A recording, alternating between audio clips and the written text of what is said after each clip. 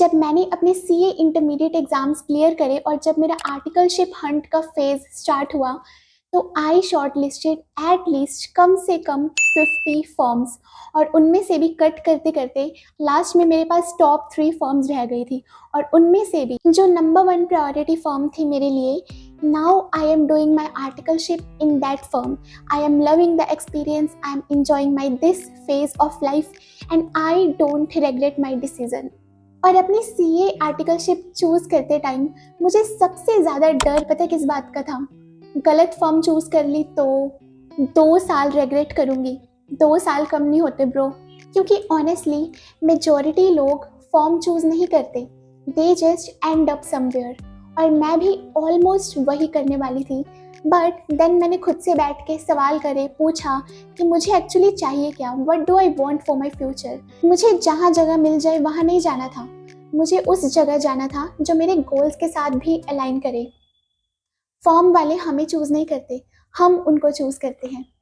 इस वीडियो में मैं तुम्हें स्टेप बाय स्टेप प्रोसेस बताने वाली हूँ, कैसे मैंने 50 फॉर्म्स शॉर्टलिस्ट करी, कैसे लिंक्डइन को स्ट्रेटेजिकली यूज़ करा मेरी आर्टिकलशिप पाने के लिए, इंटरव्यूज़ कब और कैसे कंडक्ट हुए, और मोस्ट इम्पॉर्टेंटली कैसे डिसाइड करा that this is the firm for me. No फालतू का ज्ञान, only my real process and my real mistakes.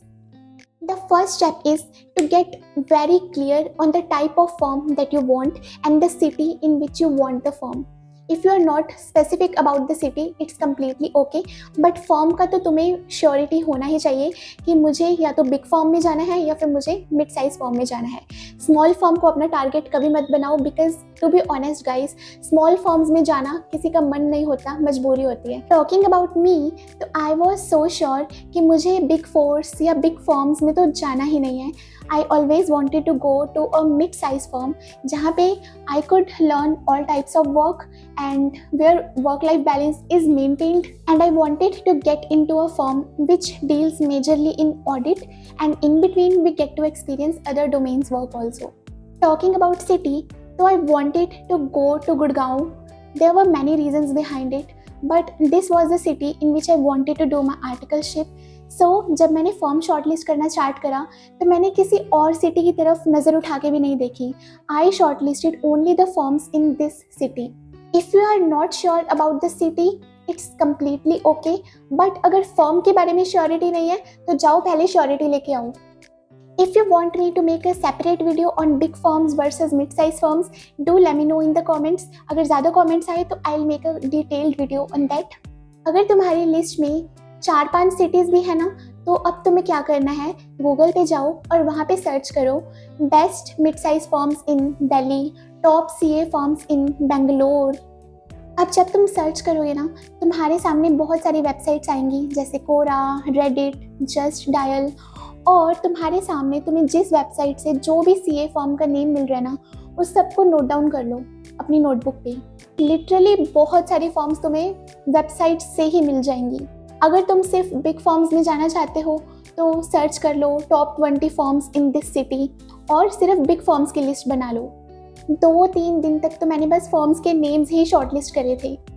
Now once you have written down names of all the firms in that particular city, अब तुम्हें जारी करनी है अपनी research.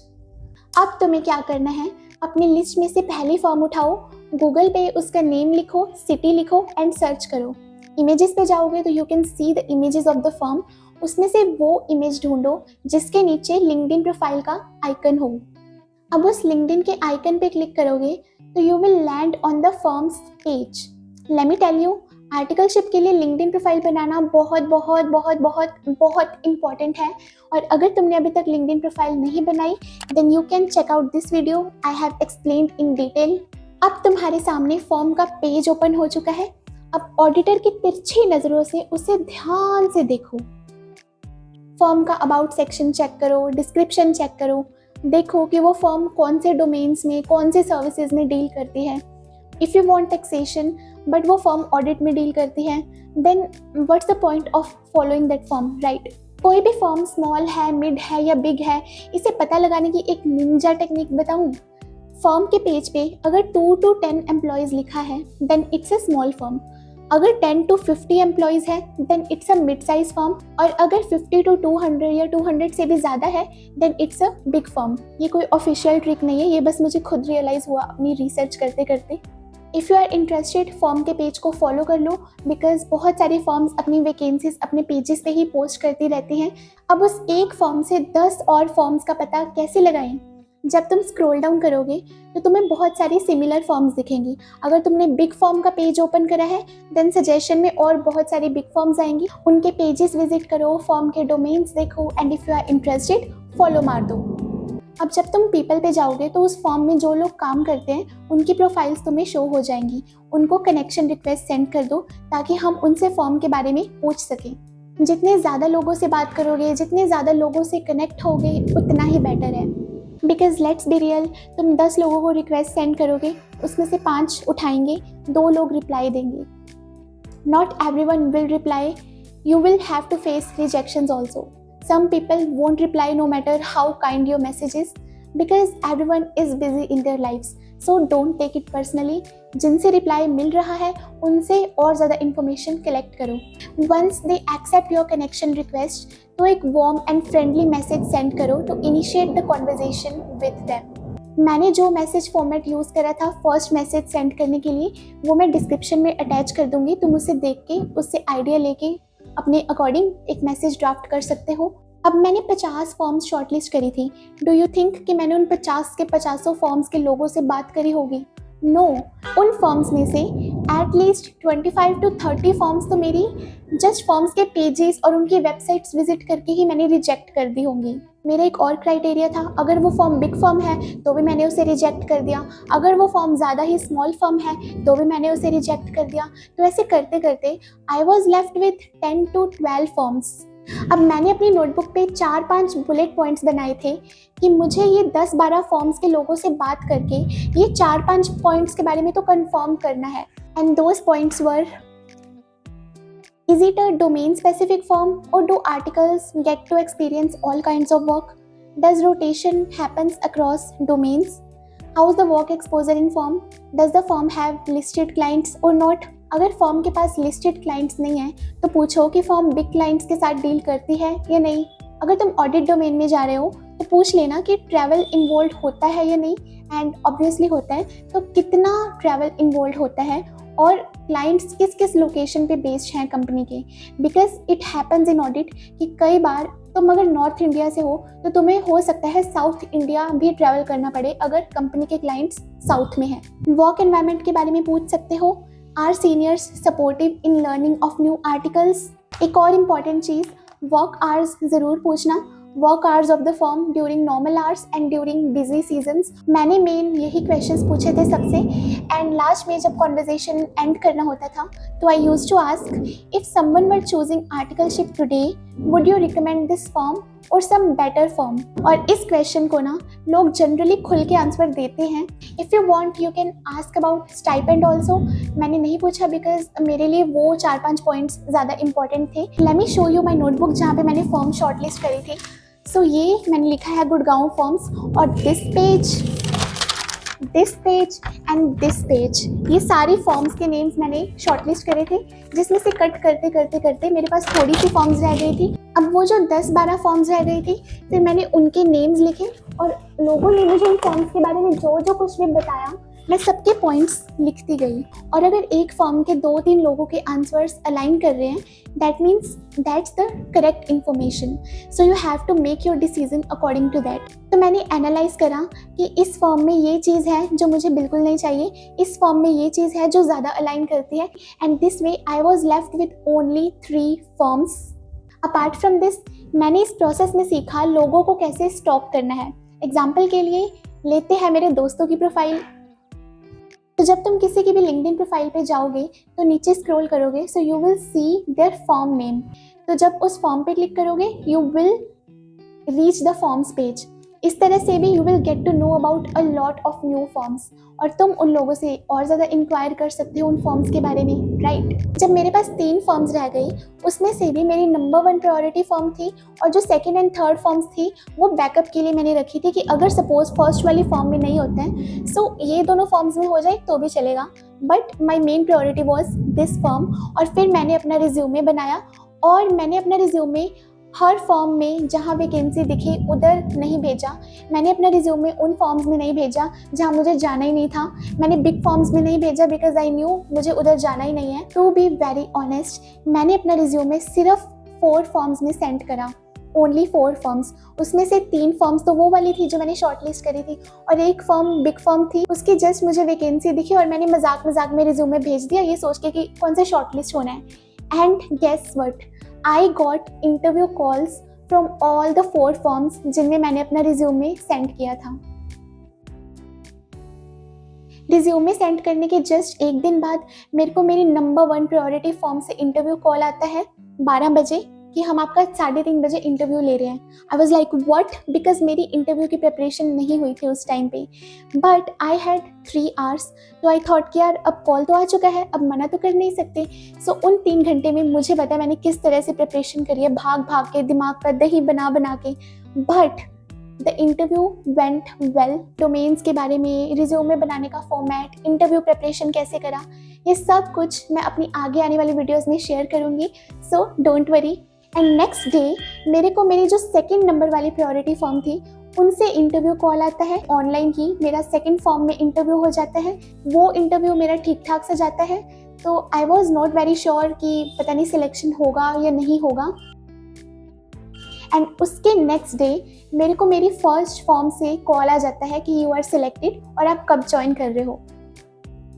वो मोमेंट भाई, I can not explain my happiness. I literally screamed इतना ज़ोर से कि मेरे घर वाले पूछ रहे हैं क्या हो गया क्या हो गया, but I was so happy at that moment because I finally got selected in the form in which I wanted, because I did not let my energy scatter everywhere. But मैंने immediate confirmation नहीं दिया, और ये मैं तुमको भी कहना चाहती हूँ कि जब किसी फॉर्म में सिलेक्शन होना तो immediately yes मत बोलो, उन्हें बोलो कि I need some time to think about it, to discuss with my family, and mostly forms allow करते हैं ये चीज़ because they also understand this.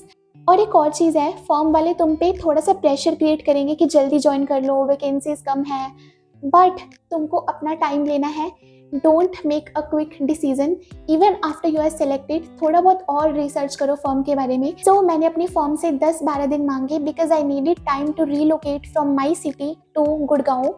And after 10 or 12 days मैंने ज्वाइनिंग करी फॉर्म में, and then my articleship began and a new phase of my life has started now. And one more thing, result declare होने के just एक दिन बाद मैंने LinkedIn premium का सब्सक्रिप्शन ले लिया था।